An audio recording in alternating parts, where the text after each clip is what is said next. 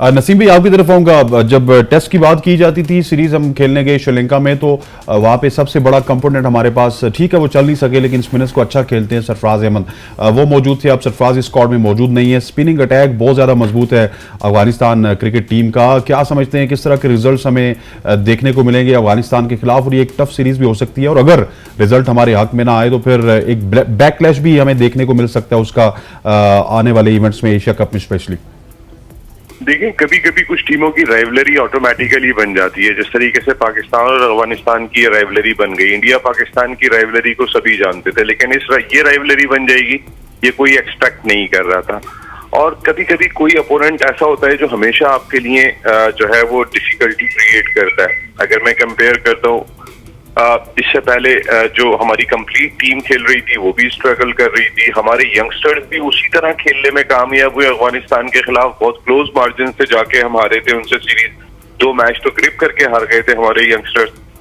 तो चाहे हमारे सीनियर्स खेल रहे हो या हमारे जूनियर्स खेल रहे हो, जब कभी राइवलरी बन जाती है, एक राइवलरी बन चुकी है, और ये बहुत अच्छा है कि एशिया कप और वर्ल्ड कप से पहले हमें जो सीरीज मिल रही है ऐसी टीम के खिलाफ मिल रही है कि जिसके खिलाफ हमारी राइवलरी क्रिएट हो गई है। अब एक मुकाबले का रुझान दिखाई देता है।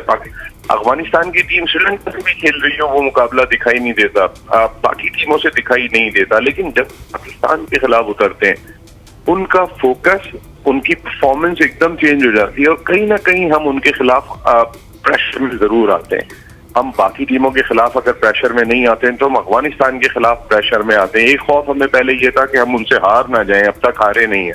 तो अब हारने के बाद वो प्रेशर तो खत्म हो गया कि हम अफगानिस्तान से अब तक हारे नहीं है।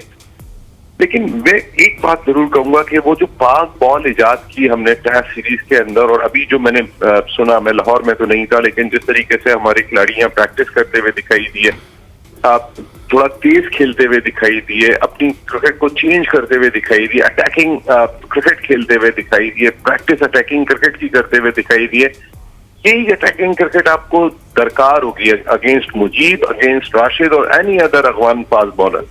आप अगर ऊपर से आएंगे तो आप उनको वैसे ही दबा देंगे, लेकिन आमतौर पे हम इस प्रेशर के साथ अफगानिस्तान के खिलाफ मैदान में उतरते थे कि अफगानिस्तान हमें हरा ना दे, अफगानिस्तान के खिलाफ हम हार ना जाएं। अफगानिस्तान से हार गए तो क्या होगा, इतनी कमजोर टीम से हार गए।